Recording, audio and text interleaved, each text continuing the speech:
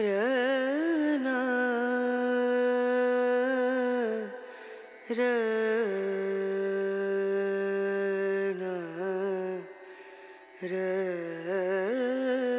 रनु।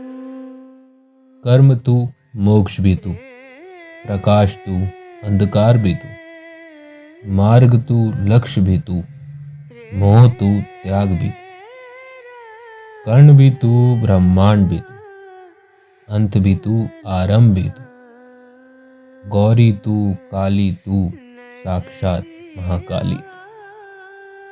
नमस्कार। जल्द ही नवरात्रि का उत्सव आने वाला है। गरबा खेलने की तैयारी तो कर ही ली होगी आप लोगों ने। नवरात्रों के दौरान 9 अलग अलग दिनों में देवी शक्ति के 9 रूपों की पूजा की जाती है। तो आइए जानते हैं इन 9 रूपों के बारे में।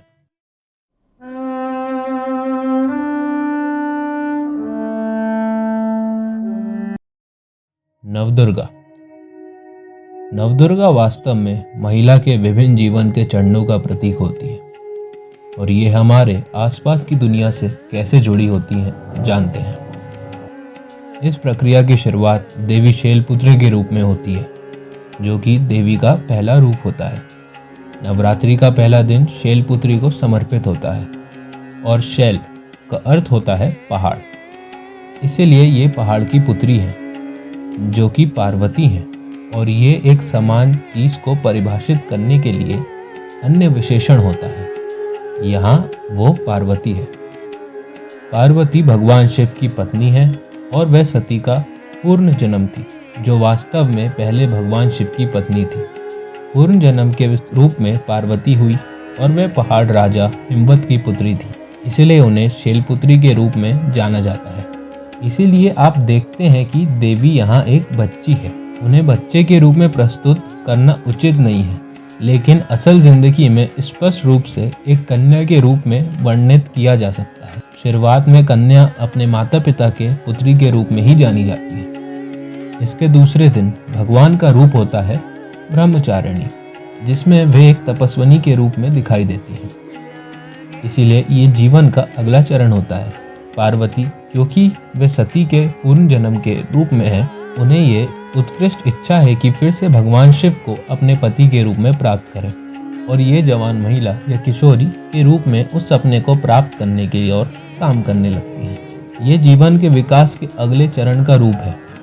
किसी भी व्यक्ति के लिए आप अपने बचपन में किसी के पुत्र या पुत्री के रूप में मान्य होते हैं। अपने किशोर या आपके बढ़ते हुए वर्षों में आप अपने आप के बारे में कुछ विचार बनाने लगते हैं और आपके पास कुछ लक्ष्य होता है, जो कि आपके जीवन के आगामी चरण और बढ़ने के रूप में आ रहा है।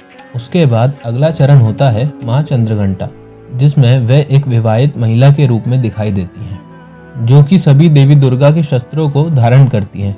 इसलिए वे कभी कभी चतुर्भुजी या अष्टभुजी होती हैं।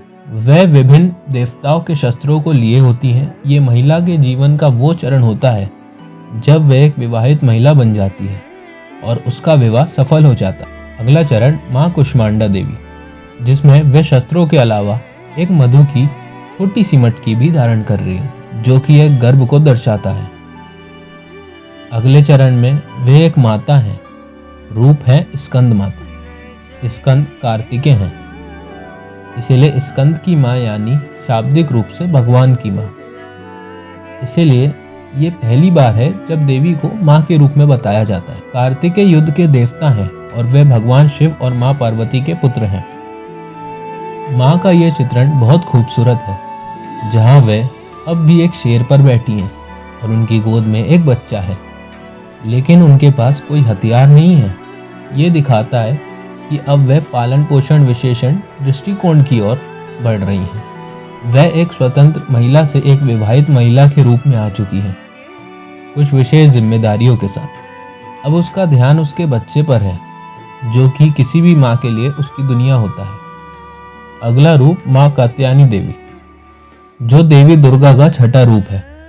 माँ बनने के बाद भी उसका जीवन समाप्त नहीं होता।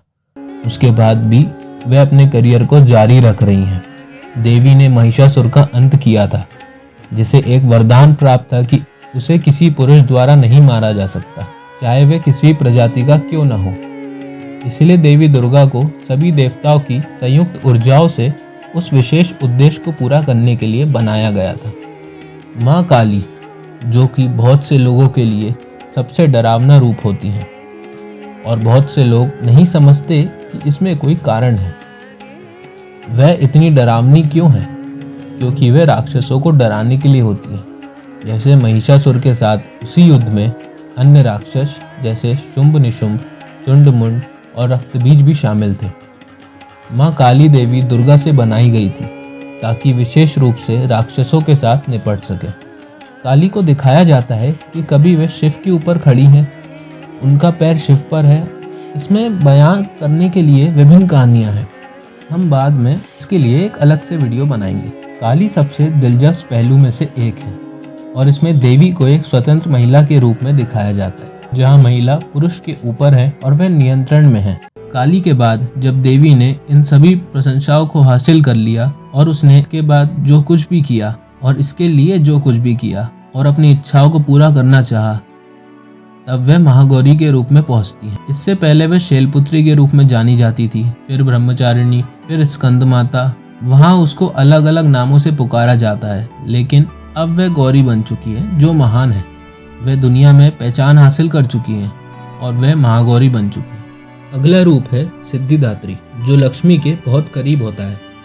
वहाँ पर जहाँ देवी के सभी रूपों में जब कभी एक प्रगति होती है तो आप देखते हैं कि आखिरी रूप लक्ष्मी का होता है। इससे ये संकेत मिलता है कि आपके जीवन में चाहे आपके सामने कितनी भी कठिनाइयाँ आए या आप जिस प्रकार की चुनौतियों का सामना कर रहे हो, आपका आखिरी उद्देश्य स्वयं साक्षात चरण की ओर होता है, जहां आप शांत, सुखमय और सब कुछ आपके लिए ठीक चल रहा है। माँ सिद्धिदात्री को देवताओं, राक्षसों, ऋषियों, मनुष्यों द्वारा पूजा जाता है। ये सौंदर्यशाली है और ये मुझे बहुत खूबसूरत लगता है, क्योंकि ये उन महिलाओं को दिखाता है जो समाज में अपने विभिन्न भूमिकाओं का संवाद कर रही हैं। वे घर का ध्यान रख रही हैं, वे अपने काम को सामर्थ्यपूर्वक कर रही हैं, और कई महिलाएं अपने करियर को बच्चों की पालन पोषण के लिए बलिदान करती हैं। लेकिन ये देवियाँ हमें क्या सिखाती हैं? ये देवियाँ हमें सिखाती हैं कि जीवन वहीं समाप्त नहीं होता। आप अपने सपनों को पूरा कर सकते हैं। आप वो बन सकती हैं जो आप पहले कभी नहीं थी। आप अपने आप को साक्षात कर सकती हैं, खुद के लिए कुछ हासिल कर सकती हैं। आप अब किसी की बेटी नहीं हैं, आप अब किसी की पत्नी नहीं, आप अब किसी की माँ नहीं, आप खुद हैं। दुर्गा की सुंदरता है।